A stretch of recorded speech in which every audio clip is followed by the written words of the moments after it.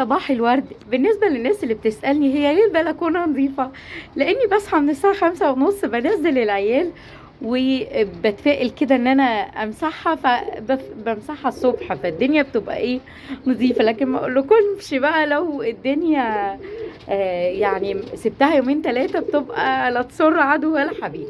عشان كده لما قلت لكم جيبوا السلكات اللي بإدراج سواء خشب، وانا بفضل في البلكونة الخشب عن السلاكة الحديد، اهم حاجة تبقى بأدراج، أدراج نظافة، لان الموضوع ده متعب جدا وبيبهدل الدنيا. تعالوا بقى كده صباح العسل او اوريكم العيون اللي عندي وايه اللي هيفقس، ويعني متابعة التمن، او احنا ادي 6 7 تمام. بصوا هنا ده في زغلول واحد، وطبعا الناس اللي متابعة عارفة ليه، وهنسميه فرحة وهيروح هدية لأحد المتابعين. خلاص هما كده ملبيينه، مادام الأهالي ملبيينه خلاص احنا مش بنتدخل بالأكل.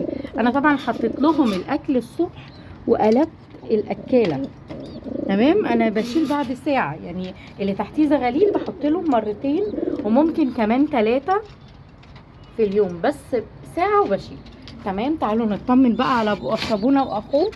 الناس اللي بيقولوا لي هو ايه ابو صابونه واخوه دوت يا جماعه، عشان الناس اللي ما شافتش البيضه كانت في 5 يوم اتكسرت اتطقش يعني، بس ما خرجش منها حاجه، فلحمتها بصابونه. فربنا بقى يعني سبحان الله لما يكون حاجه ليها عمر مهما جت صعاب عليها. هقول لكم انه ابو صابونه الدبله رقم كام عشان تتابعوا وتعرفوا اللي هيفوز بيه. لا ده مش ابو صابون، اللي اخره 55 ده اخوه اهو يا سيدي، ده ابو صابون. وهقول لكم الاحجام ليه زي بقى اهو. بصوا رقم، ثواني معلش عشان ماسكه التليفون، ده رقم ابو صابونه 9354. ربنا يبارك لصاحب النصيب. بصوا بقى هو بالنسبه لاحجامهم زي ما انتم شايفين تقريبا واحده، مفيش حاجه اكبر من الثانيه، لان الحمام بيحضن البيض في نفس الوقت. كمان لما بشوف حاجه ضعيفه بسيب الضعيف الاول لما بحط الاكل. نركز بقى في التفاصيل دي. انا حطيت مثلا الاكل دلوقتي بسيب الضعيف ياكلوه الاول وبعدين احط لهم القوي. ليه؟ لان القوي ناصح وكده كده بيمد بوزه عن الضعيف، فلحد بس ما يظبط. وقلنا طالما طلعوا بالمرحله دي يعني دول عمر اسبوعين بالظبط، اسبوع تاني كده ونعلن ان شاء الله على الفائز. طالما طلعوا كده معاك الاتنين زي بعض خلاص. لو في قبل الاسبوعين طلع واحد ضعيف وطلع واحد قوي هيطلعوا الضعيف ضعيف والقوي قوي مع بعض. فدي نرجعهم برضو.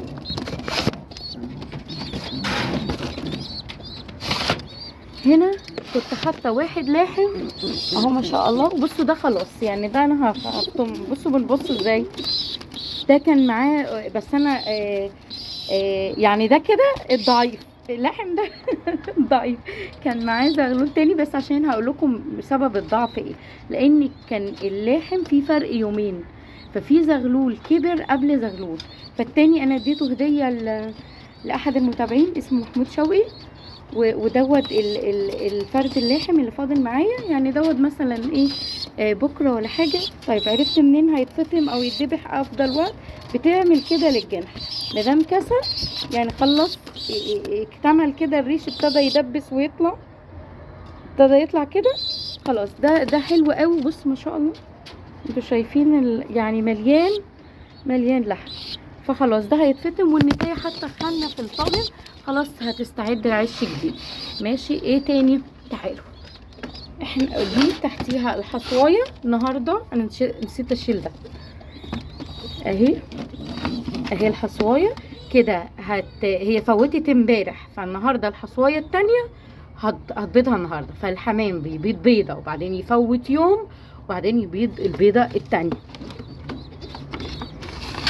ثواني بس عشان في كام ملاحظه كده واحنا بنتابع مع بعض بقول لكم عليها. بصوا ده الحمام دوت حمام للاكل يعني يعتبر.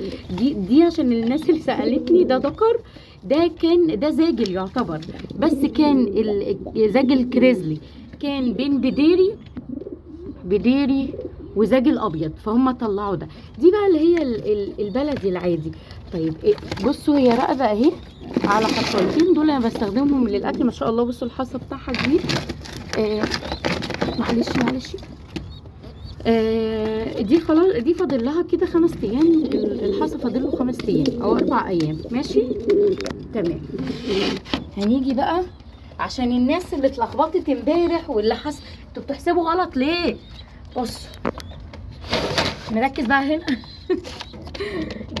نسيت اشيل بس يعني. بصوا بقى، ممكن تسمحي لي يا مفتريه اوريهم حاجه؟ استنوا نغطي ايدينا بعد اقول لكم.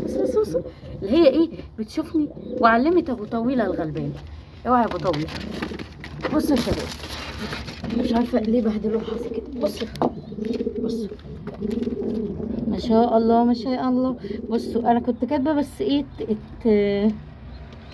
الكتابه اتمسحت، بس الاتنين مقرين، مش عارفه باينه عندكم ولا لا، مش عارفه. المهم انا شايفاها ادي اهي، واحده نقره هنا ودي اهي نقره هنا. بصوا ده كان بتاريخ 4/2.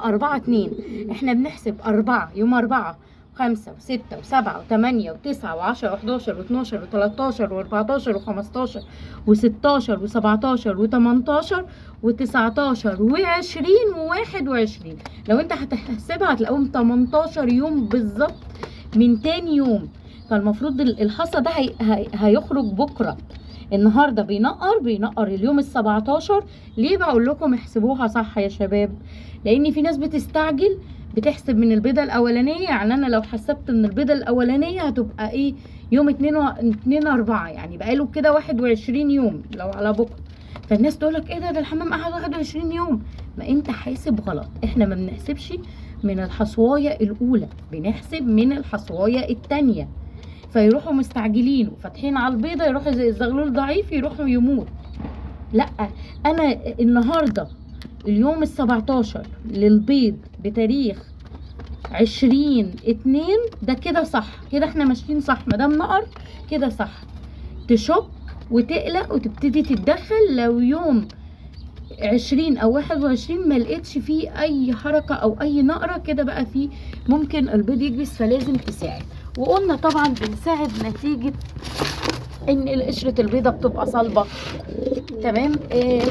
حق تحديق زياده.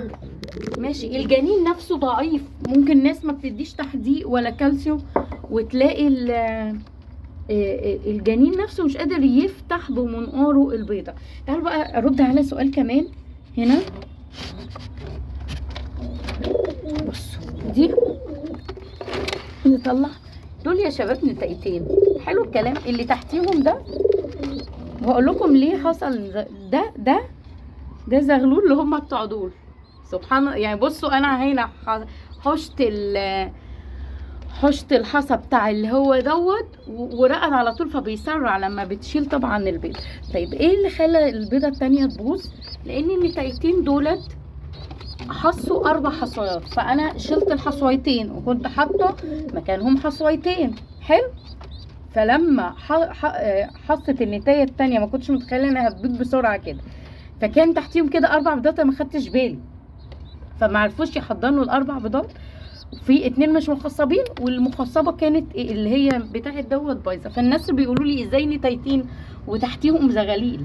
لاني انا بدلت البيض الغير مخصب اللي هو اسمه بيض شبع ببيض مخصب.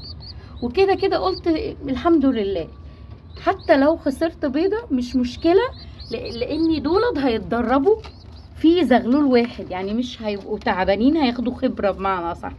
تمام. فهو مأكلينه كويس اهو ما شاء الله. ده لسه صغير، ده ما كملش يعني، ده اسبوع تقريبا.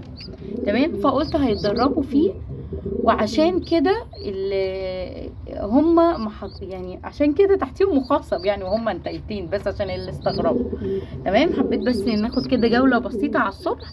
وانا اول ما ببدا بغير الميه دي يعني اول حاجه ميه نظيفه لكل السقايات، وبحط اكل ساعه وبشيل. هو انا نسيت بس اشيل طاجنين هشيلهم دلوقتي. بس كده بتابع، ببص على عيني البيض ده فاضل له قد ايه، الزغلول ده متاكل ولا لا كده. فانا بالنسبه ان انتوا طلبتوا فيديوهات طويله او متابعه الحاجه اول باول، فقلت ايه من حين لاخر اعمل لكم الفيديو ده، يا رب تستفيدوا. ولو انتوا بتملوا برضو من الفيديوهات الطويله قولولي. هقول لكم برضو الحاجات اللي بستخدمها من فيتامينات او تحديق او امتى استخدم ايه من الفيديوهات الجايه ان شاء الله. صباح العسل على قلوبكم وعلى عيونكم، وايام جايه مباركه وجميله وفيها صيام، وهيبقى ان شاء الله في خير وبركه على الكل.